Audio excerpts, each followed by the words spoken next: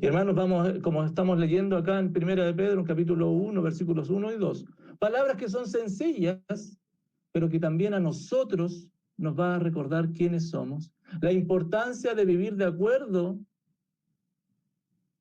a quiénes somos,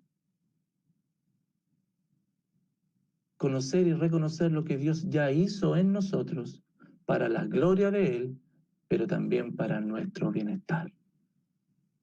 Un recordatorio oportuno es lo que vamos a estar compartiendo el día de hoy, queridos hermanos. Y yo quiero que este sea el tema central, la proposición teológica, para ir desarrollando nuestra exposición bíblica. Aquel que está en Cristo constantemente recuerda la verdad de su nueva vida. Aquel que está en Cristo constantemente recuerda la verdad de su nueva vida. Sí, hermano, porque los que estamos en Cristo, los creyentes, los cristianos, tenemos que estar recordando aquello que solemos olvidar. Las verdades bíblicas respecto de esta nueva vida que tenemos en Cristo. Y lo primero que debemos recordar, hermanos, siempre es que el creyente, aquel que está en Cristo, es un elegido de Dios. Es un elegido de Dios. Volvamos ahí al texto, por favor, hermanos. Pedro, apóstol de Jesucristo, a los expatriados de la dispersión en Ponto, en el Ponto, Galacia, Capadocia, Asia y Bitinia, elegidos según la presciencia de Dios Padre. Me llamaba bastante la atención, hermano, estas palabras que aparecen allí, porque no son de uso común para muchos de nosotros. La semana pasada estuvimos viendo quién era Pedro, apóstol de Jesucristo, ¿verdad? ¿Te acuerdas de eso? Y hoy día nos damos cuenta que le está escribiendo, y estos son los destinatarios de esta carta, a los expatriados de la dispersión. Hermanos, ¿quién es un expatriado? Un expatriado de la dispersión, ¿a qué te suena? Este término, hermano, es raro en la Biblia, pero en el Nuevo Testamento fue utilizado mucho entre los autores cristianos. Y el término expatriado o exiliado era usado para designar a alguien que a voluntad propia o no, vale decir, o a la fuerza, vive en tierra extraña. Y hermanos, recordemos un poquito allá en el primer siglo, y debido al Imperio Romano, había muchas personas que estaban viviendo en otros lugares distintos a las de sus tierras nativas, y en este caso a la Palestina. Ellos fueron esparcidos, estas personas, en comunidades a través de todo el imperio. Pero ellos pertenecían a Palestina y esperaban regresar a su tierra natal posiblemente cuando el Mesías viniese. En el tiempo que Pedro escribe esta carta, más o menos entre los años 60 y 65 después de Cristo, probablemente había de 2 a 4 millones de judíos fuera de Palestina. 2 a 4 millones. Esta diáspora, acá, en Primera de Pedro, es referida a 5 áreas que tú las puedes ver allí. Mira el mapa que aparece, que te estoy compartiendo. Allí están los lugares. No sé si te puedes ubicar en el planeta Tierra, ¿cierto? Oriente Medio, que está acá está Israel. Pues bien, lo que Pedro le está escribiendo, le escribe a los que están en el Ponto, acá arriba, iglesias locales, cristianos, iglesias locales que están en el Ponto, en Galacia, mira el circuito que se va formando. Capadocia, que está acá, al ladito. Asia, que no es el continente, es una región que se llama Asia. Bueno, cuando en la Biblia vemos que Asia, o Asia Menor, es esta área que aparece acá. Y también a Bitinia, que es lo que están acá. Entonces es como un circuito, si te das cuenta. A ellos el apóstol Pedro les está escribiendo, aunque no se conoce por qué la razón de este orden, todas pertenecen a la península del Asia Menor. ¿Bien? Ahora bien, ponme atención, por favor. Mira, volvamos al texto. Dice, Pedro, apóstol de Jesucristo, a los expatriados de la dispersión en el Ponto, Galacia, Capadocia, Asia y Bitinia, elegidos según la presencia de Dios Padre. Hermanos, lo primero que les dice que estos expatriados de la dispersión son elegidos. Y el término elegido, explicándote un poquito esto, es utilizado en el Antiguo Testamento, claro, se utilizaba en el Antiguo Testamento y se refiere al estatus especial que Israel tenía como pueblo elegido de Dios. Por lo tanto, Pedro comienza esta carta utilizando un lenguaje propio de judíos, elegidos. La idea, hermano, y esta palabra elegido llegó a ser, o el concepto elegido llegó a ser muy común entre los cristianos en el Nuevo Testamento. Y como te decía, la idea de los creyentes o cristianos como elegidos, Pedro va a desarrollar esta idea bastante aquí en la carta de Primera de Pedro. Y lo vamos a ver de aquí en adelante, en las próximas predicaciones, especialmente entre los versículos 3, Primera de Pedro, capítulo 1, versículos 3, al capítulo 2, versículo 10, va a estar desarrollando toda esta temática de ser elegidos, de por qué son elegidos, de cómo son elegidos.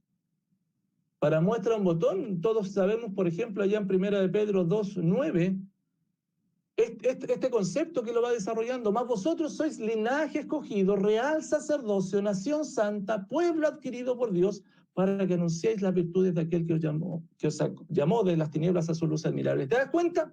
El apóstol Pedro va a desarrollar, y lo vamos a ir viendo, este concepto de elegidos.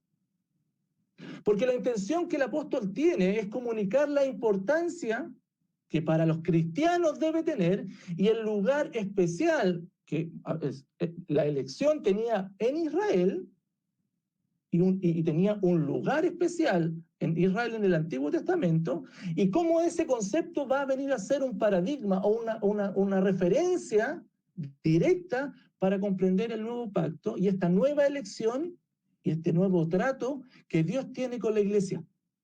Entonces el apóstol Pedro les llama elegidos a propósito para que inmediatamente en la mente de los cristianos del primer siglo viniese el concepto de elección del Antiguo Testamento, pero ahora aplicado a la iglesia.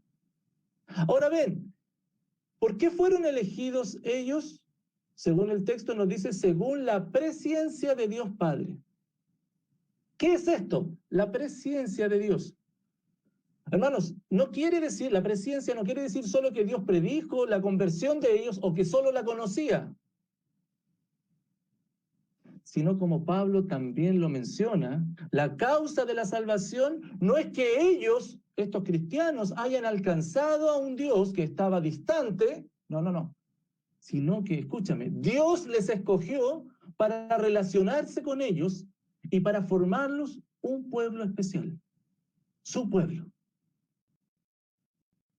Lo podemos ver en el Nuevo Testamento, en distintas partes, como por ejemplo en Romanos 8:29 y 30, que el martes del aviso, porque a los que antes conoció también los predestinó para que fuesen hechos conforme a la imagen de su Hijo, para que él sea el primogénito entre muchos hermanos. Y a los que predestinó, a estos también llamó, y a los que llamó también justificó, y a los que justificó también glorificó. ¿Te das cuenta?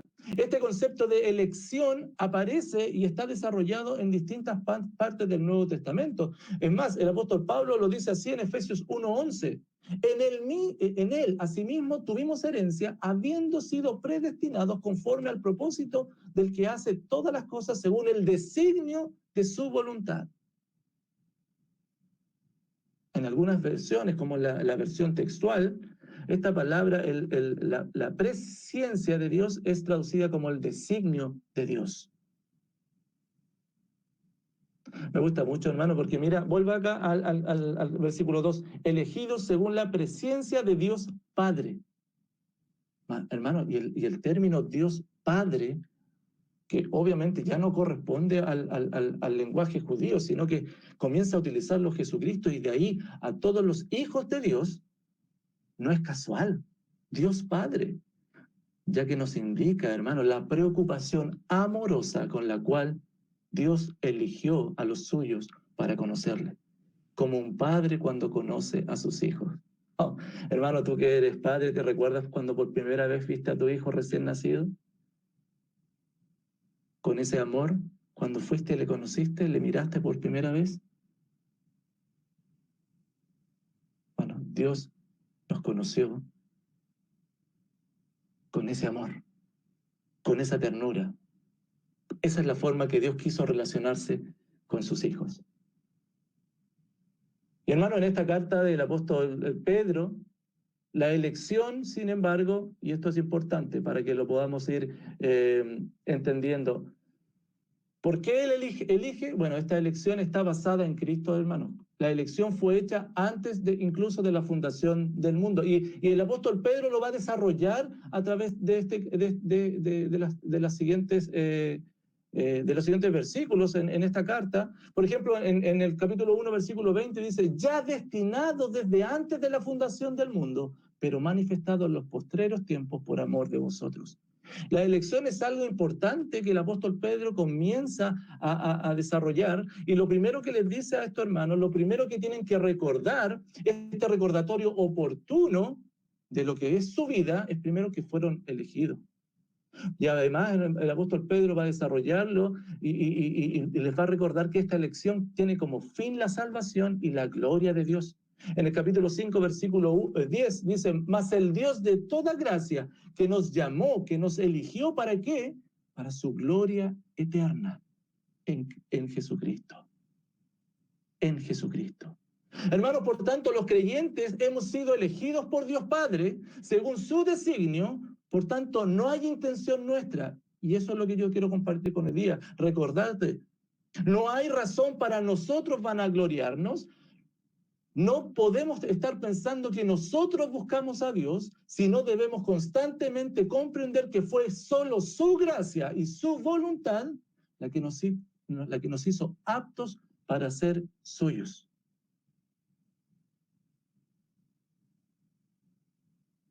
Hermano, día a día debemos estar recordando y reforzándonos a nosotros mismos y, ojo, a los demás creyentes, reforzándoles a tus hermanos quiénes somos en Cristo. Recordemos siempre entonces que nuestra insuficiencia fue reemplazada por la suficiencia de Cristo, y esto fue debido solamente a su voluntad. Sí, la enseñanza de la elección, estoy seguro, hermano, y así ha sido por mucho tiempo. Muchas veces es cuestionada, muchas veces no es entendida y otras veces incluso ignorada. Porque realmente nos cuesta aceptar que somos insuficientes, que no somos aptos y que no tenemos los méritos ni la capacidad para adorar a Dios, y que hoy solamente producto de su obra tenemos esta gran posibilidad de vivir para aquello para lo cual fuimos creados, lo cual solo es producto de su gracia. Hermano, la Biblia nos habla de la elección. Puede que no la comprendamos a cabalidad, pero eso no quiere decir que no la hay. Él nos eligió. Entonces, hermanos, ¿qué debiera generar eso en nosotros? Por supuesto, una constante actitud de acción de gracias. Palabras, gestos de reconocimiento al Creador, quien a pesar de quién es Él, y sobre todo, hermano, a pesar de quiénes somos nosotros, quiso establecer una relación contigo. Y esa relación es de padre a hijo. Por tanto, te animo y te recuerdo agradecerle constantemente por haberte elegido. Que en tus oraciones haya acción de gracia constante, recordando que son sus méritos, que fue su elección para tener una relación contigo. Recuerda agradecerle constantemente porque en su voluntad estabas tú. Y recuerda agradecerle constantemente de que hoy puedes llamarle Padre. Oh, hermano, reconocimiento a Dios y gratitud son desafíos para responder a Dios por su elección. El Señor Jesucristo, las siguientes palabras: no me elegiste vosotros a mí, Juan 15:16, sino que yo os elegí a vosotros y os he puesto para que vayáis y llevéis fruto. Oh, hermano, este concepto incluso estaba en el Antiguo Testamento y me gusta mucho, solamente quiero compartírtelo. Isaías 65:1, mira lo que dice: Fui buscado por los que no preguntaban por mí. Nosotros no preguntábamos por él. No, nosotros no queríamos. Rebeldes. Mira lo que sigue diciendo el versículo. Fui hallado por los que no me buscaban. Mira el amor de Dios. Mira su voluntad. Dije a gente que no invocaba mi nombre, heme aquí. Heme aquí. Hermano, ¿cuál es tu reconocimiento a Dios hoy en día? ¿Cuál es tu gratitud a Él hoy? Y en términos prácticos, ¿cómo se traduce esto? ¿Cómo le reconoces? ¿Cómo le agradeces? Hermano, hay veces que nuestro reconocimiento a Dios viene después de un favor que hemos recibido por Él, ¿no? Hay, muchas veces le reconocemos por la ayuda que hemos recibido de Dios en situaciones específicas.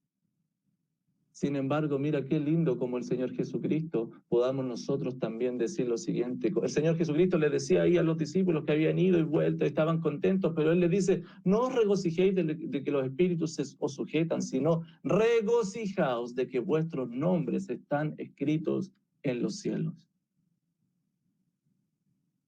Hermano, el que está en Cristo constantemente recuerda la verdad de su nueva vida. Y la primera verdad entonces que debe recordar es que es un elegido de Dios. Pero la otra verdad, además que debe estar recordando, que tú y yo debemos estar recordando, es que hemos sido transformados por Dios. El que está en Cristo ha sido transformado por Dios. Vamos a ver a 1 de Pedro entonces, versículo 2. Elegidos según la presciencia de Dios Padre en santificación del Espíritu. Pedro, además de recordarle de que son elegidos, escogidos, también le recuerda el medio por el cual se llevó a cabo esa elección.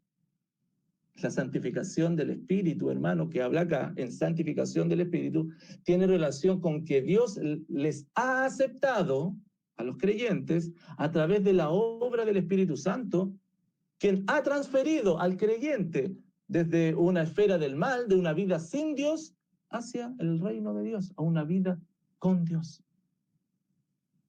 Hermano, desde el comienzo de la experiencia cristiana, entonces el Espíritu Santo está activo en la vida del creyente. Y el Espíritu Santo mismo, como nos dice la palabra de Dios, ¿cierto? Es el sello que indica que somos propiedad de Él. Es el Espíritu Santo el que transforma la vida del creyente, la cual sin la transformación del Espíritu Santo no podría ser transformado y luego comenzar a caracterizar una vida que refleje a Dios. Hermano, es el Espíritu Santo el que alcanza al creyente, el que lo santifica. Porque, hermanos, como personas elegidas por Dios, cuando el Padre eligió relacionarse con los suyos, esta relación fue efectuada a través del Espíritu Santo. Y solo el Espíritu Santo es quien tiene el poder suficiente para transformar la vida. Pablo lo expresa de la siguiente manera también allá en 2 Tesalonicenses 2:13. Pero nosotros debemos dar siempre gracias a Dios respecto a vosotros, hermanos amados por el Señor, de que Dios os haya escogido del principio para salvación mediante la santificación por el Espíritu y la fe en la verdad. Hermano, el uso del término santificación, como lo vimos acá, en este pasaje, indica no solo el hecho de haber sido santificado o limpiado en el pasado, no, hermano, maravilloso, sino que también del estilo de vida actual. Un estilo de vida que expresa esta nueva relación con Dios en términos prácticos de santidad. Allá en Romanos 6:19, y después en el versículo 22 dice, hablo como humano por vuestra humana debilidad, que así como para iniquidad presentasteis antes vuestros miembros para servir a la inmundicia y a la iniquidad, así ahora para santificación preservad vuestros miembros para servir a la justicia. Y el 22 dice, mas ahora que habéis sido libertados del pecado y hechos siervos de Dios, tenéis por vuestro fruto la santificación y como fin la vida eterna. Oh, hermanos queridos, es la obra del Espíritu Santo que no solo nos limpia nuestra vida pasada, sino que también mira la esperanza también lleva a las personas a una nueva vida santificándoles. Oh, hermano, el Espíritu Santo, como tiene el carácter de Dios santo, y es una marca distintiva que el Espíritu Santo mora en el creyente en el Nuevo Testamento, ¿cuál es el resultado? Si el Espíritu de Dios es santo y vive en el creyente, entonces el creyente va a llegar a ser santo en toda su manera de vivir. Es una condición. Hermanos, por tanto, la elección de Dios se hace efectiva cuando el Espíritu Santo viene a la vida del creyente y le da vida. Una unión permanente con el Padre, con una obra permanente de santificación del Espíritu. Quiero decirte lo siguiente, hermano. Este es el principio que está de fondo de todo esto que está enseñando el apóstol Pedro. La obra redentora de Cristo, del Padre, incluye una transformación hecha por el Espíritu Santo que nos apartó y por cuya obra, por la obra del Espíritu Santo, el día de hoy podemos presentarnos confiadamente como hijos de Dios, obteniendo respuestas siempre de nuestro Padre. Es por el Espíritu Santo. Pero además, hermanos, su obra no se detiene hasta transformar al Hijo de Dios en alguien santo. Es necesario entonces, hermanos, recordar y volver a nuestros fundamentos bíblicos. Confiar en lo que la palabra de Dios nos está diciendo. Ella hoy nos dice una vez más que la obra redentora de Dios es su obra y no la nuestra. Que lo que llegaremos a hacer está determinado por Dios desde antes de la fundación del mundo y que nada de lo que nos suceda o incluso hagamos puede desviarnos de aquel fin supremo para el cual Él nos ha salvado. Es su plan, es su obra y nada la detendrá. Por tanto, no es lo que yo haga por Dios, no es lo que tú hagas por Dios, no es cuánto tú te santifiques, no es cuánto yo me santifique, no es cuánto yo me esfuerce por ser mejor, sino que es responder a las demandas de Dios con fruto de arrepentimiento y creer y esperar en Él, que Él lo hará permanente en nuestras vidas por la obra del Espíritu Santo. Cristo es suficiente, el Espíritu Santo es suficiente para transformarnos. Oh, hermano, Pedro les recuerda entonces a los hermanos de estas iglesias locales que vimos delante, que la obra completa es de Dios, una obra de redención que comenzó con la elección y continúa con la santificación constante. Y como yo te decía al comienzo, y piensa un poquito, ¿por qué Pedro comienza su escrito recordándole a esta iglesia estas palabras? ¿Por qué lo comienza de esta forma, hermano? Porque constantemente los creyentes solemos olvidar que todo se trata de la obra de Dios, que es su plan, que es su obra, que es su gloria. Y lamentablemente nosotros los creyentes hemos caído en el error garrafal, hermano, escúchame, de no conformarnos con solo creer, con confiar en la obra poderosa de Dios a través del Espíritu Santo y hemos reemplazado la obra de Dios por nuestra obra.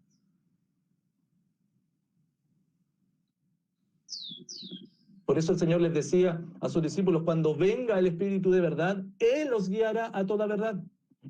Porque no hablará por su propia cuenta, sino hablará todo lo que oyere y os hará saber las cosas que habrán de venir. El Espíritu Santo iba a guiar a sus discípulos. Mira, hermanos, lo que dice Romanos en una cátedra que Pablo habla acerca del Espíritu Santo en el capítulo 8, versículo 14. Todos los que son guiados por el Espíritu de Dios, estos son hijos de Dios.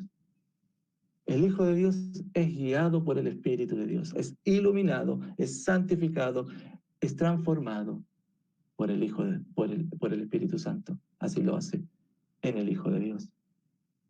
Tanta es la obra del Espíritu Santo, lo pudimos ver en la última clase de Romanos. De igual manera, el Espíritu nos ayuda en nuestra debilidad. Pues, ¿qué hemos de pedir como conviene? No lo sabemos. Somos insuficientes, somos débiles. Pero el Espíritu mismo intercede por nosotros. Incluso en aquellas cosas que nosotros no estamos conscientes, el Espíritu está clamando, intercediendo por nosotros. Hermanos, nada se compara con la obra de santificación del Espíritu Santo. Por eso, hermano, aquel que está en Cristo constantemente recuerda la verdad de su nueva vida, que es un elegido de Dios, pero también que ha sido transformado por Dios. Pero finalmente, hermanos, algo más que hay que recordar, que vive en respuesta a Dios. El que está en Cristo, vive en respuesta a Dios. Por favor, versículo 2 al final dice, elegidos según la presciencia de Dios, en santificación del Espíritu, para obedecer y ser rociados con la sangre de Jesucristo, gracia y paz sean multiplicadas. Hermano, la obra redentora de Dios a través de la elección y de la santificación del Espíritu Santo, tiene un fin claro, escúchame. Responder a Dios en obediencia, eso es lo que el Hijo de Dios, el elegido, el santificado, refleja o da a conocer. La obediencia a Dios. Aquí nos dice para obedecer y ser rociados con la sangre de Jesucristo. Es rara esa expresión, ¿verdad? ¿Qué significa ser rociados con la sangre de Jesucristo? Bueno, esto nos habla, escúchame, del pacto entre el creyente y su Señor. Este nuevo pacto.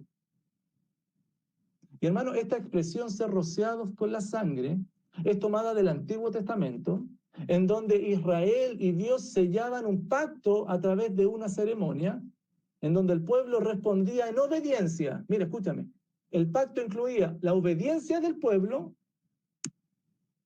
y este pacto era sellado con el ritual de esparcir la sangre del sacrificio sobre el pueblo. Allá en Éxodo 24:7, por favor, mira lo interesante, el 7 y el 8, mira lo que dice. Y tomó el libro del pacto y lo leyó a oídos del pueblo. Moisés, ¿cierto? El cual dijo, una vez que entiende lo que Dios demanda de ellos, haremos todas las cosas que Jehová ha dicho y obedeceremos. Eso dijo el pueblo. Haremos todas las cosas y obedeceremos lo que el Señor nos dijo. Entonces Moisés, mira lo que hizo.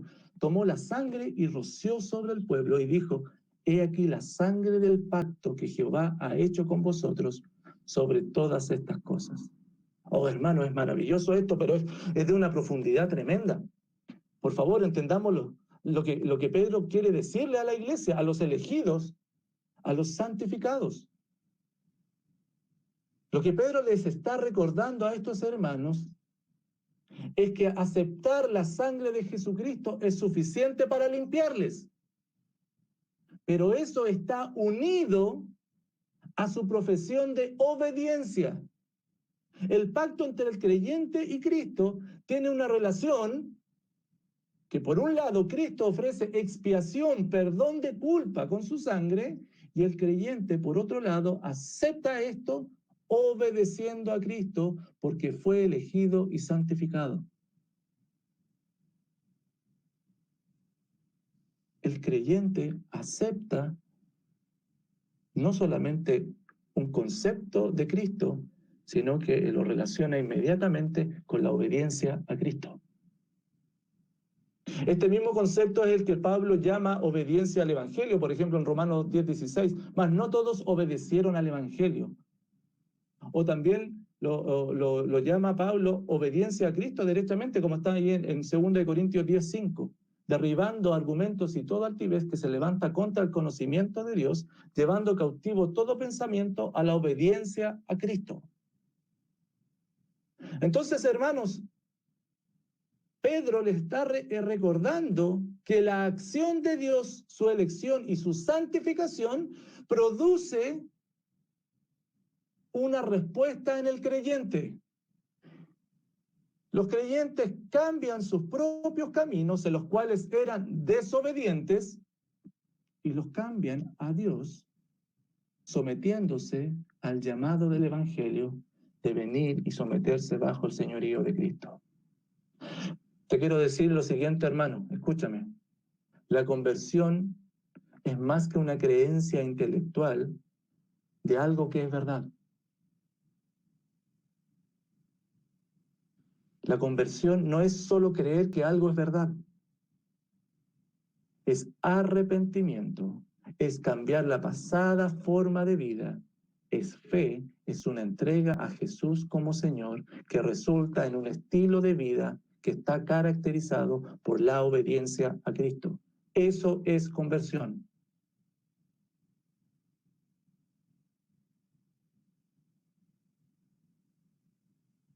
Para finalizar, el apóstol Pedro ahí en el versículo 2, a estas personas que han respondido al Evangelio, a la proclamación de este, y la respuesta de esta no, ha sido esta nueva relación basada en el nuevo pacto con Dios, gracias a la sangre de Jesucristo, en una respuesta obediente. A estas personas Pedro les saluda y le dice gracia y paz a vosotros. Un saludo tan común en los escritos de Pablo y también en el mundo griego y judío. Por tanto, hermanos, ¿cuál es el principio aquí de fondo de lo que Pedro estaba enseñando? Debemos comprender siempre y tenerlo presente, de que la salvación, escúchame, la salvación no es un fin en sí mismo, sino que es un medio para adorar a Dios. Respondemos en obediencia, en servicio, por la obra hecha en nosotros, pero no es esa obra para nosotros mismos, sino que es para glorificar, para adorar en servicio, en obediencia, reverentemente a Cristo.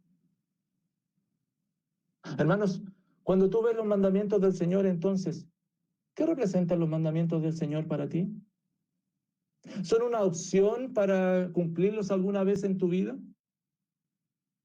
Hermano, ¿realmente crees que tienes la opción de elegir cuándo cumplir los mandamientos del Señor?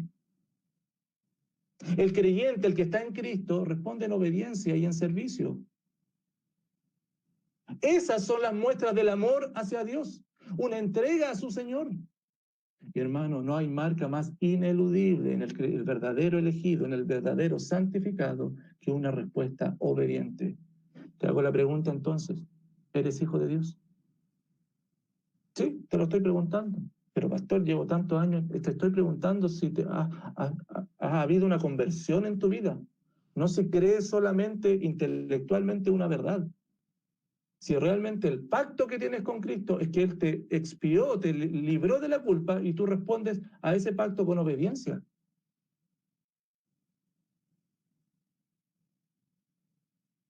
A través de las Escrituras el Señor demanda obediencia, servicio constantemente. En Jeremías 7:23 dice, mas esto les mandé diciendo, escuchad mi voz y seré a vosotros por Dios, y vosotros me seréis por pueblo. Andad en todo camino que yo os mandé para que os vaya bien, para que te vaya bien. La demanda de Dios siempre es la obediencia. Me encanta, hermano, como hay en 1 Samuel 15:22. Samuel dijo, ¿se complace Jehová tanto en holocaustos y víctimas como en que se obedezca a las palabras de Jehová? Ciertamente el obedecer es mejor que los sacrificios y prestar atención que la grosura de los carneros. Obediencia al Señor. Al principio de la carta a los romanos, mira, dice, ¿y por quién recibimos la gracia y el apostolado? ¿Para qué? ¿Para qué recibimos la gracia? ¿Para qué recibimos esta función? Para obedecer, para la obediencia a la fe en todas las naciones. ¿Y por qué lo hacemos? Por amor de su nombre. Si me amáis, guardad mis mandamientos. Hermanos, me llama mucho la atención y una forma práctica para mostrar obediencia al Señor, ¿sabes qué es? Nuestro estilo de vida. Eso refleja si somos obedientes al Señor. ¿Cuál era el estilo de vida de los hermanos a quienes Pedro le estaba escribiendo? ¿Cómo era su estilo de vida? En el versículo 1 nos dice cómo era su estilo de vida. Expatriados de la dispersión. Hermano, en el texto presente, más allá de todas las connotaciones que uno le pueda dar, este título, expatriados de la dispersión, es utilizado metafóricamente porque era un título que pertenecía a los judíos, ¿verdad? Que salían de Palestina para ir a vivir a otros lugares, como lo vimos ahí en el mapa, ¿cierto? A los expatriados de la dispersión en el Ponto, Galacia, Capadocia, Asia y Bitinia.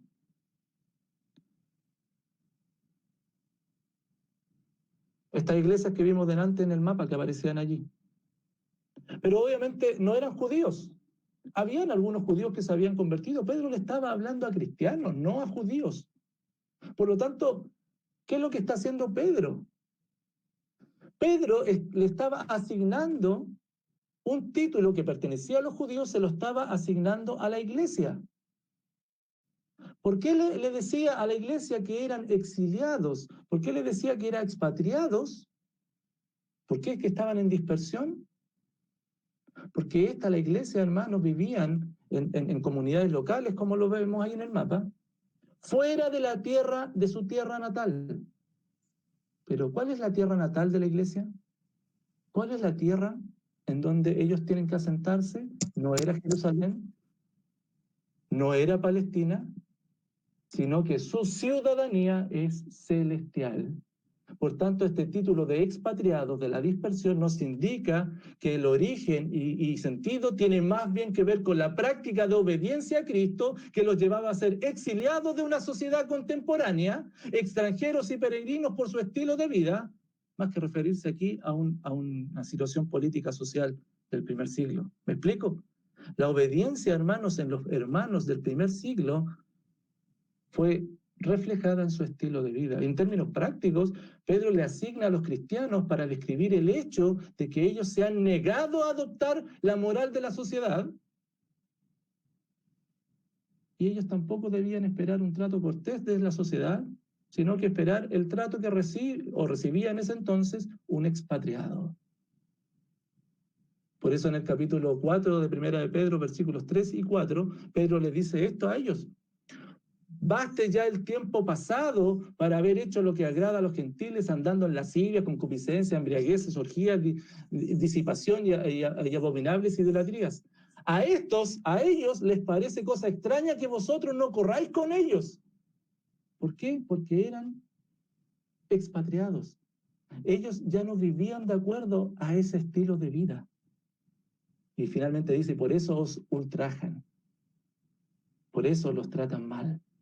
Hermanos, los cristianos somos elegidos de Dios y por eso somos residentes temporales de este mundo. El creyente se ha retirado de la sociedad secular, él ha despreciado lo temporal debido a la esperanza eterna y aunque ha recibido muchas veces un trato de desprecio como nos sucede, el creyente continúa practicando firme en su fe en medio de aquellos que quizás incluso abusan de él.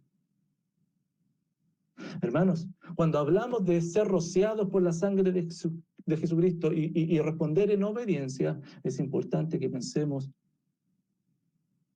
en nuestro estado, incluso dentro de nuestra ciudad. Cómo hoy día nos vemos a nosotros mismos y si al ser expatriados, exiliados, si al pertenecer a la dispersión celestial, es una realidad en nosotros o es un simple discurso. Hermanos, solamente para ejemplificar esto, mira el ejemplo de Abraham. En Hebreos 11:9 es claro. Por la fe él habitó como extranjero en la tierra prometida, como en tierra ajena, morando en tiendas. Mira el simbolismo que hay acá. Él dejó su tierra junto a Isaac y Jacob, coherederos de la misma promesa. ¿Por qué? Porque esperaba en la ciudad que tiene fundamentos, cuyo arquitecto y constructor es Dios. Oh, hermanos, maravilloso cuando uno ve los héroes de la fe. Mira cómo vivieron ellos, conforme a la fe, en Hebreos 11:13 y en el versículo 16. Murieron todos estos sin haber recibido lo prometido, sino mirándolo de lejos y creyéndolo y saludándolo y confesándolo. ¿Qué cosa? ¿Qué confesaban? Que eran extranjeros y peregrinos sobre la tierra. Porque los que estos dicen claramente dan a entender, bueno, sigue y el versículo 16, pero anhelaban una mejor. Esto es una patria celestial, por lo cual Dios no se avergüenza de llamarse Dios de ellos, porque les ha preparado una ciudad. Oh, hermano, mira el ejemplo, mira cómo estos hermanos vivieron, mira cómo en el Antiguo Testamento el tema de ser un extranjero, el ser un expatriado, el pertenecer a una diáspora, a una dispersión, significó en términos prácticos para el creyente, hermano, ser elegido de Dios, y concluyo con esto, el ser santificado por el Espíritu Santo, el ser rociado por la sangre de Jesucristo. ¿Se te da cuenta? Está la Trinidad completamente ahí en acción, ahí en el versículo 2. Elegidos por Dios, santificados por el Espíritu Santo y rociados por la sangre de Cristo, para el creyente tiene una connotación en el estilo de vida. Un estilo de vida caracterizado entonces por la obediencia, y en lo práctico se refleja en un estilo de vida como extranjero, como exiliado, porque no pertenece a la sociedad en que vive, en donde tú vives y donde nosotros vivimos, sino que está consciente que pertenece a una patria celestial, y esos son los principios que gobiernan y mueven su vida.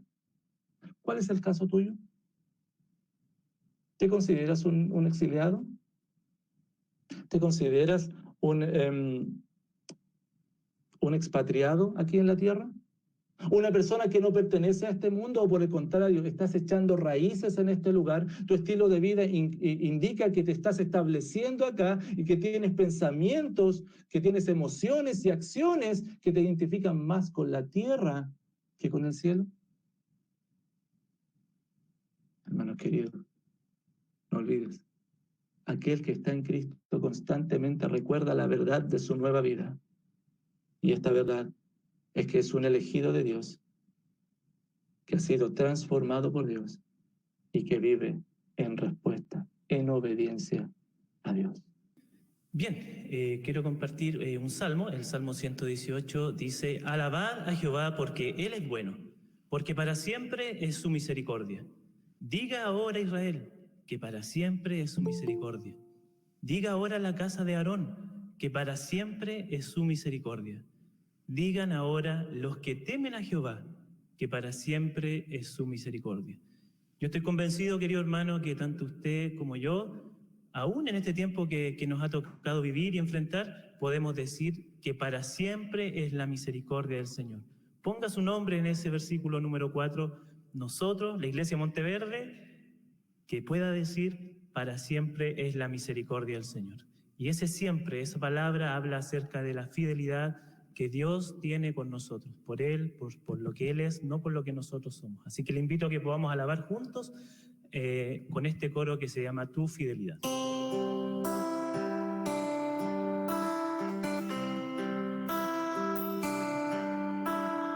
Tu fidelidad es grande,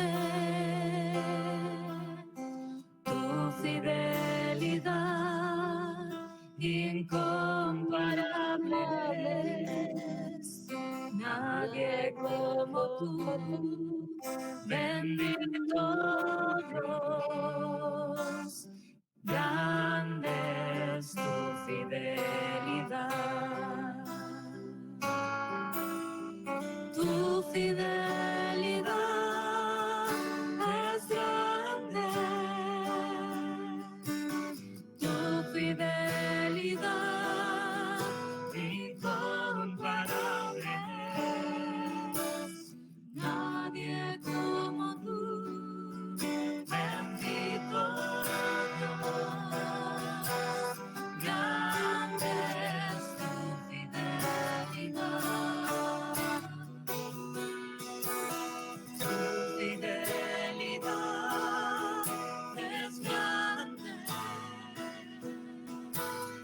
Tu fidelidad incomparable es. Nadie como tú, bendito Dios, grande es tu fidelidad.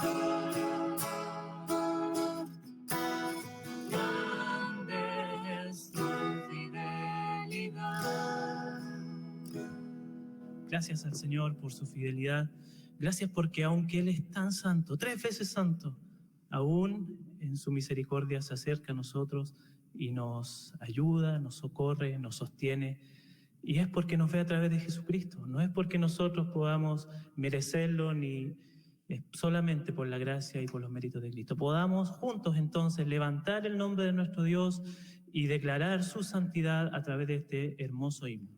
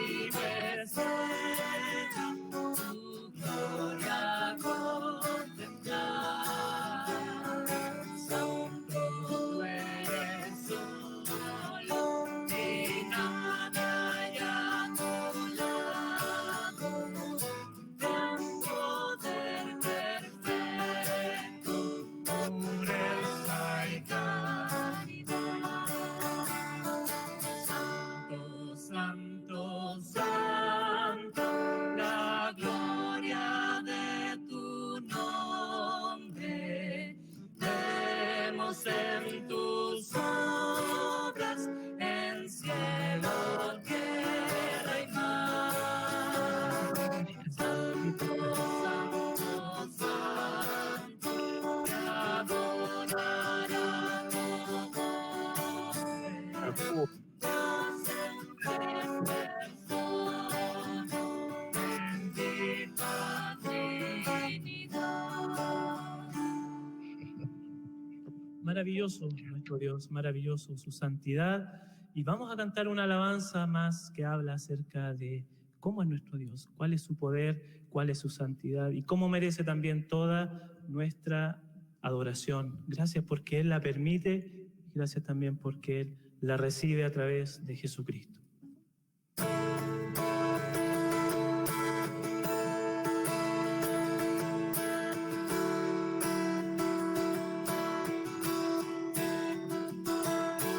Quien aviva el fuego de mil soles con poder, que en los cielos arde, nadie como Él, nuestro Dios. Quien gobierna el mundo, quien levanta y quita el rey, vence a sus rivales, nadie como Él, nuestro Dios. Nuestro Dios. Santo, solo tú eres santo, sin igual en gloria. Santo Dios.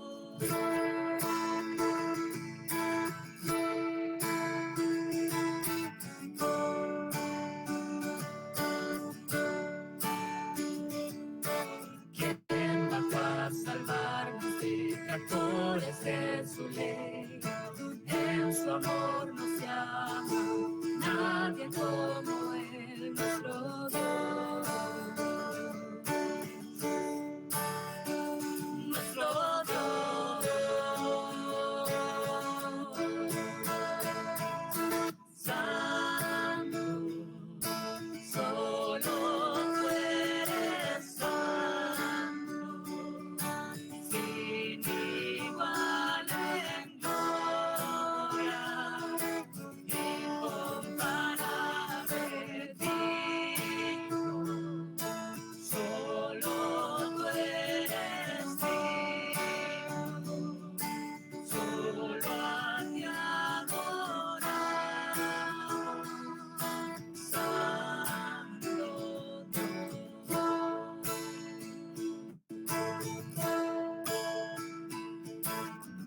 Al que en el trono está, que era y pronto vendrá, y al Cordero inmolado, gloria. Al que en el trono está, el que era y pronto vendrá, y al Cordero inmolado, gloria. Al que en el trono está, el que era y pronto vendrá, y al Cordero inmolado, gloria. Santo, solo tú eres santo, sin